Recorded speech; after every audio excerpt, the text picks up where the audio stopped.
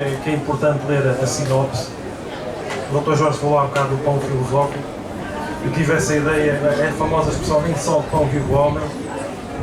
O ser humano também precisa do pão filosófico, digamos assim. E eu acho muito importante ler a sinopse para enquadrar um bocadinho isto. Como nós temos pouco tempo, eu posso falar um bocado sobre uma desconstrução que eu faço. O Dr. Jorge começa o prefácio falando que dá a sensação que esta obra, não estamos só, não somos nós que lemos esta obra, às vezes é esta obra que nos lê, porque eu faço uma desconstrução, digamos assim, do ego humano, enquanto sistema de sobrevivência e reprodução da espécie. Todos os imediatismos que também coadunam um bocado com a neurociência, e eu acho importante a referência que o Dr. Jorge fez, e é melhor ler a sinopse para enquadrar um bocadinho. Nem só o pão vive o homem, também precisa do pão filosófico para poder ser mais consciente, livre, responsável e feliz. Esta obra propõe-se essencialmente como um manual de aconselhamento filosófico para a felicidade, que até poderá ser utilizado para efeitos de consultoria e biblioterapia filosóficas. Com o auxílio de filosofias milenares, ocidentais e orientais, ajuda o leitor na tarefa de pensar a vida, de pensar os prazeres e os problemas da vida, interiores, individuais, relacionais e coletivos, contribuindo dessa forma para a realização de uma filosofia de vida felicidade. Diante de quase todos os problemas que causam infelicidade na humanidade, dos interiores aos políticos e sociais, a filosofia poderá ajudar a resolvê-los ou a relacionar da melhor forma possível com os mesmos. Quando não é possível mudar certas coisas, como a pessoa, por exemplo, apanha uma doença e tem de lidar com ela, e tem de saber lidar com ela, às vezes a filosofia pode ajudar. Porque há coisas que nós não conseguimos resolver, mas há coisas que nós conseguimos resolver. E podemos e devemos resolver. Para que serve a filosofia? Eis uma resposta que este manual poderá ajudar a pensar. Este livro é um prolongamento do ensaio sobre individualismo intelectual terapêutico, publicado também por esta editora, e mais um desenvolvimento da individuologia, que é uma espécie de filosofia da individualidade. Quase poderia falar também de ciência da individualidade, mas isso pode ser meio abusivo, linguisticamente. Mas é todo um trabalho que eu tenho feito filosófico, mas não só, porque eu gosto de estudar todo tipo de coisas, desde a psicologia, a neurociência, seja o que for. Tenho muita curiosidade intelectual por todo tipo de assuntos, e acho que isso vai enriquecendo o trabalho de alguma forma. E como eu não posso prolongar muito, porque este livro trata muitos temas, também vou fazer uma abordagem da filosofia budista, da filosofia taoísta, do yoga, do tantra yoga também, da filosofia epicurista, a filosofia de Aristóteles, a importância do estudo de Aristóteles até para termos uma pedagogia da felicidade, que eu também apresentei no estado de integração e investigação, contributos para Portugal no mundo da Evidence Report, que eu apresentei. O meu trabalho do estágio de integração e investigação foi sobre Aristóteles e uma pedagogia da felicidade, que apresentei na Universidade Católica Portuguesa em Lisboa, e foi nessa sequência que também desenvolvi um bocado de trabalho aqui, porque eu acho muito importante nós termos uma abordagem meio holística da filosofia, não só ocidental, também oriental, porque isso é enriquecedor. E é interessante, por exemplo, se uma pessoa for estudar a psicologia, a psicanálise, o Freud, é interessante como, por isso é que uma pessoa não deve discriminar outras filosofias de vida, é interessante como, se uma pessoa for estudar, por exemplo, Freud foi beber a Nietzsche. Nietzsche foi beber a Schopenhauer. E Schopenhauer foi beber a filosofia oriental. Foi um dos primeiros filósofos ocidentais a trazer, não foi o único, nem o primeiro, mas foi um dos primeiros, digamos assim, a trazer continuidade da filosofia oriental para o Ocidente, digamos assim. E é interessante que essa abordagem veio construindo e começando a construir depois daquilo que se poderá chamar de inconsciente, em que Freud também foi beber a Nietzsche. Portanto, é muito interessante nós compreendermos como a mistura de filosofias pode ser muito enriquecedora no sentido geral. E foi nesse enquadramento que eu criei a abordagem da filosofia de vida.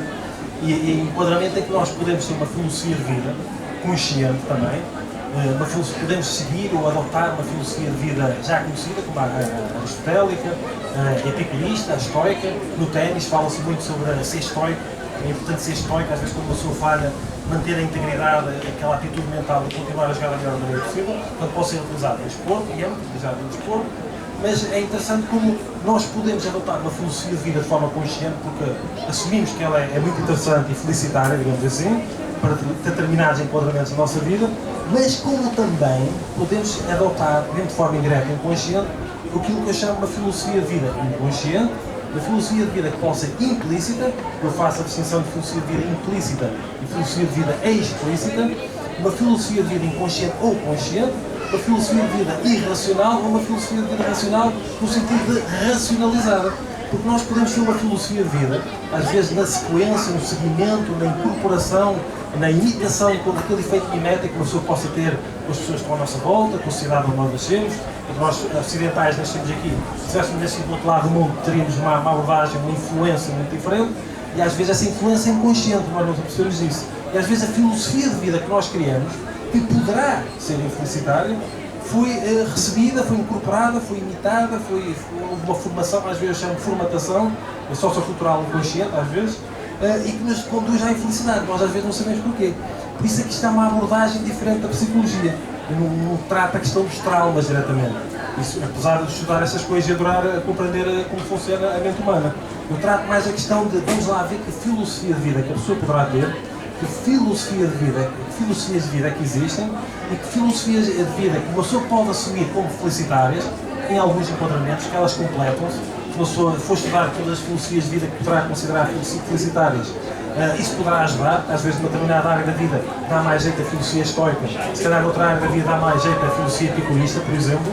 E é importante construir, se nós, por exemplo, no aconselhamento filosófico, consultoria, se nós poderemos ter imitado, mesmo de forma indireta e inconsciente, uma filosofia de vida infelicitária, e a filosofia de vida, eu faço aqui a definição de filosofia de vida, pressupõe crenças, pressupõe conhecimentos, pressupõe toda uma ignorância. Interessante que na filosofia budista, uma das causas de sofrimento é a ignorância, é o apego também, é o desejo, não é? Pode ser interessante para muitos enquadramentos da nossa vida, mas que às vezes o desconhecimento de conhecimentos felicitários, como os conhecimentos filosóficos felicitários, eu faço a descrição aqui, pode nos conduzir à infelicidade porque não temos conhecimentos às vezes para nos relacionar com problemas que às vezes os conhecimentos filosóficos felicitários poderiam ajudar a relacionar melhor com eles, ou a resolver, ou a relacionar melhor com eles, que há coisas que nós não conseguimos mudar, não é? Há coisas à nossa volta não conseguimos mudar os outros, não é? Temos de lidar ou temos de levar com certas coisas na vida que não estão nas nossas mãos de mudar. Então vamos procurar relacionar da melhor forma possível e de uma forma, se possível, também felicitária, porque eu não posso estar feliz com os outros se não estiver feliz dentro de mim. Daí a importância do individualismo intelectual terapêutico. No fundo, a psicologia, a filosofia budista, de uma maneira ou de outra, eles têm um enquadramento individualista. Não é individualismo no sentido tradicional, valorização da propriedade privada, ou liberdade, seja o que for.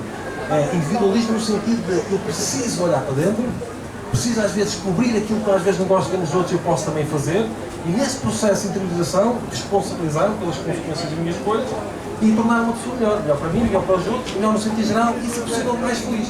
Enquadramento felicitário. Então, no aconselhamento filosófico, aquilo que eu faço e poderá distinguir, por exemplo, da psicologia, é o trabalho que eu faço de compreender que filosofia de vida que a pessoa poderá ter, o que é uma filosofia de vida, compreender que crenças é que uma pessoa possa ter, que tem a ver com escolhas, práticas, hábitos, tradições que envolvem tudo, porque o conceito de filosofia de vida que eu tenho é bastante abrangente.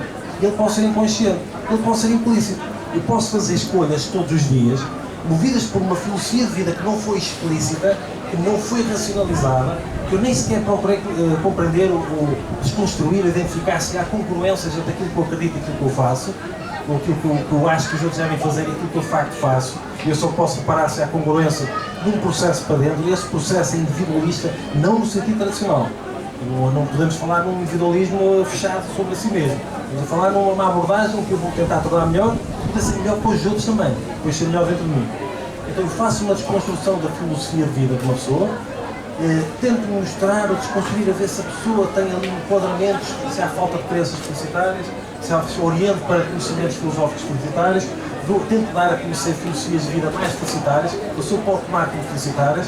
Eu considero, por exemplo, que não serve para tudo. Algumas filosofias de vida já conhecidas que poderão ser entendidas como felicitárias em muitos enquadramentos, não vamos ficar à espera de uma perfeição, não é? A filosofia epicurista, a filosofia estoica, a filosofia budista, a filosofia taoísta, a filosofia de yoga, do tantra yoga, por exemplo, sem discriminação, porque eu não gosto. Uma das coisas que eu tento fazer no meu trabalho, já que a sexualidade tem tanto peso na vida das pessoas, e às vezes peso no pior sentido possível, a questão dos abusos sexuais, das violações, a pedofilia, portanto, às vezes a vida de uma pessoa gira em torno de sexo, a pessoa não se apercebe disso, faz escolhas que às vezes condicionam a própria vida, movidas pela energia sexual, pelos impulsos sexuais, e é inconsciente.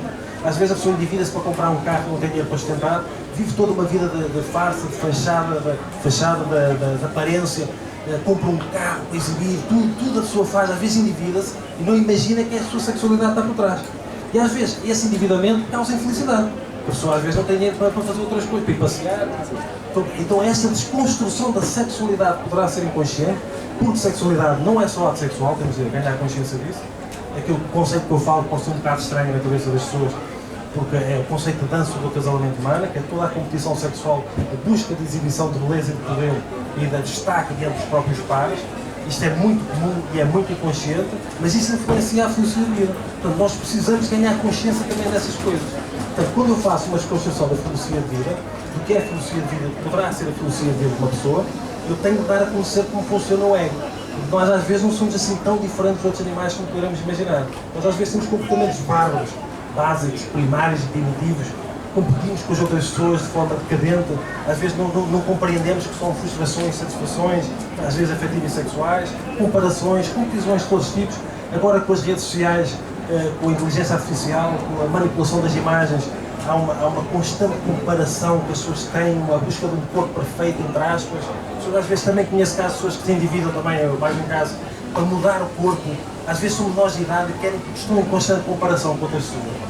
Isso tem a ver com a sua sexualidade inconsciente. Nós precisamos ganhar consciência disso porque isso está a causar infelicidade às pessoas.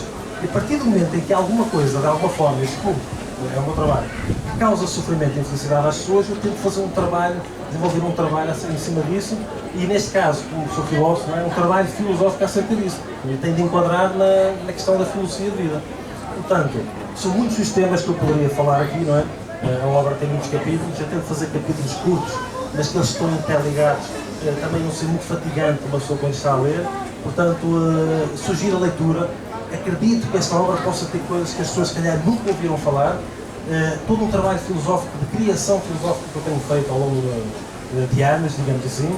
Algum trabalho filosófico que eu espero que um dia mais académicos conheçam, porque é muito pouco trabalho que é feito na área da felicidade e no fundo, que às vezes é tratado como se fosse um tema menor, mas no fundo todos nós queremos ser felizes, não é? Porque é que uma pessoa não quer estar doente? Porque é que uma pessoa é importante o desenvolvimento tecnológico? Porque é que uma pessoa gosta de passear? Porque é que uma pessoa gosta de fazer coisas que nos dão prazer? Porque isso é importante para a felicidade, porque nós queremos ser felizes. No fundo, já Aristóteles falou acerca disso. No fundo, todos nós queremos ser felizes. Tudo aquilo que nós fazemos, no fundo, nós usamos a felicidade. Às vezes as pessoas que estão a consumir droga, estão perdidas, no fundo elas consomem droga porque elas querem ser felizes. Elas não querem ser infelizes. E este tema é tão importante para as pessoas e às vezes é tratado até academicamente, filosoficamente, como se fosse um tema menor. E para mim não é um tema menor, porque a felicidade das pessoas importa. E não só a minha, importa a felicidade dos outros. E mesmo no meu ativismo filosófico para a pedagogia da felicidade, falar sobre a felicidade nos sistemas de ensino já não vai importar para mim. Vai importar essencialmente para as pessoas que estão para nascer, que já nasceram, precisam deste tipo de conhecimentos para resolver aquilo que eu chamo de ignorância infelicitária, que é a ignorância que por existir, e poderia não existir, causa infelicidade. Portanto, se quiserem aprofundar este tipo de temas, podem pedir o exemplar, podem vir aqui falar comigo. Eu não sei quanto tempo é que temos disponível, mas o tempo passa rápido. Portanto, tenho todo o prazer de vender. Então, tenho todo o prazer de estar aberto também a perguntas, questões. E se alguém tiver interesse ou colocar questões, eu vir aqui a adquirir o exemplar, não sei se temos de ir lá para baixo, se possam ir. Estão à vontade. Portanto, muito obrigado pela vossa presença, pela vossa atenção. Sejam felizes e cumprimentos filosóficos que é o que eu costumo dizer nos meus vídeos. Obrigado, Filipe.